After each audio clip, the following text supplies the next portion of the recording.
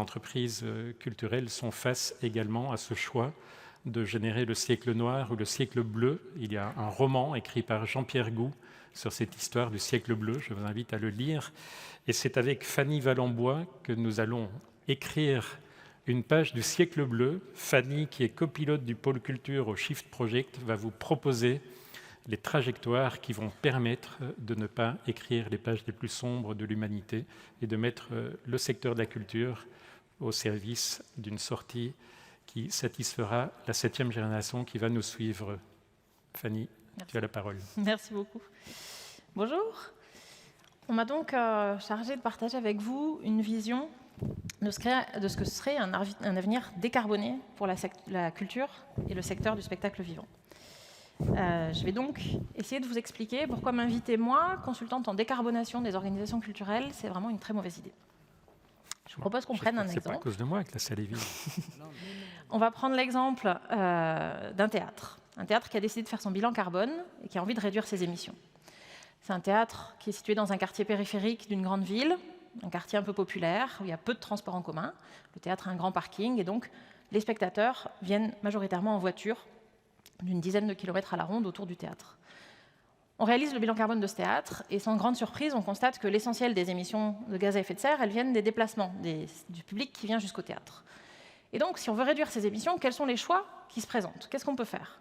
On peut imaginer plusieurs stratégies possibles. On pourrait travailler pour n'avoir que des spectateurs qui viennent en Tesla ou en véhicule électrique.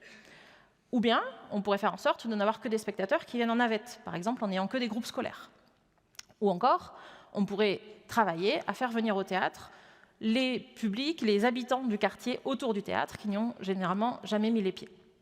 Ces 3 chemins possibles sont tous efficaces pour réduire les émissions de gaz à effet de serre du théâtre. On arrive dans tous les cas à supprimer la voiture thermique individuelle et à la remplacer par du véhicule électrique, du bus ou de la marche et du vélo. Mais vous comprenez tout de suite que ça ne sera pas du tout la même programmation, le même projet culturel et artistique qui sera porté par le théâtre. Ça va toucher sa mission, sa raison d'être et le rôle que le théâtre a envie de jouer au sein de la cité. Et ça, ce n'est pas le rôle d'une consultante en décarbonation et en bilan carbone de le définir. Je prends un deuxième exemple, un gros festival. Imaginons un festival qui rassemble un certain nombre de centaines de milliers de personnes chaque année dans une zone rurale.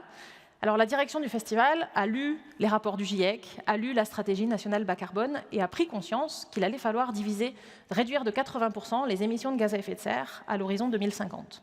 Parce que la hauteur de la marche à franchir, c'est ça. Si vous avez du mal à concevoir ce que ça représente, divisé par 6 les émissions, en termes d'ordre de grandeur, vous pouvez prendre un instant pour imaginer diviser par 6 votre salaire. Si vous l'avez fait, ça vous donne une idée des bouleversements que cela va représenter. Je reviens à notre théâtre. À nouveau, l'essentiel des émissions de gaz à effet de serre, ce sont les transports des festivaliers. Et donc, à nouveau, on a plein de choix possibles. On pourrait imaginer déplacer le festival à Paris. On aura un bassin de population suffisant pour rassembler des milliers de personnes sans qu'ils aient besoin de se déplacer en voiture ou en avion. On pourrait décider de faire le festival 100% en ligne, en streaming, pas de déplacement, pas d'émissions ou peu d'émissions de gaz à effet de serre. On pourrait choisir de diviser la jauge par 6 en multipliant le prix des billets par 6. L'équilibre économique est respecté, les émissions sont divisées, ça fonctionne. On pourrait aussi choisir de faire le festival avec le même format, le même modèle, on ne change rien, mais on fait une fois tous les 6 ans. Ou bien on garde ce festival et on supprime 5 festivals sur 6. Et on arrive à notre ordre de grandeur. Ou encore, on peut se dire que puisque le problème c'est le gigantisme du festival et les déplacements, plutôt que faire un festival de 300 000 personnes, on fait 10 festivals de 30 000 personnes, et ce sont les artistes qui se déplacent sur le territoire, plutôt que les publics qui vont vers le festival. À nouveau, toutes ces stratégies sont techniquement possibles et valables d'un point de vue de la réduction des émissions de gaz à effet de serre. Mais vous imaginez bien, vous ressentez tout de suite les impacts différents que cela aura sur le projet culturel et artistique, sur le rapport au territoire, sur l'expérience des festivaliers, sur les impacts économiques en termes d'emploi, sur les inégalités d'accès à la culture, etc. Et ça, ce n'est pas le rôle d'une consultante en bilan carbone de le définir.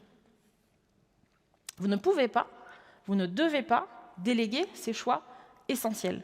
La décarbonation de la société, de la culture et du spectacle, ce n'est pas un sujet technique. Ce n'est pas un sujet pour les ingénieurs qui se traitent sur les tableaux Excel. C'est un sujet politique, c'est un sujet social et c'est un sujet culturel. On a déjà tous les outils pour amorcer cette transition.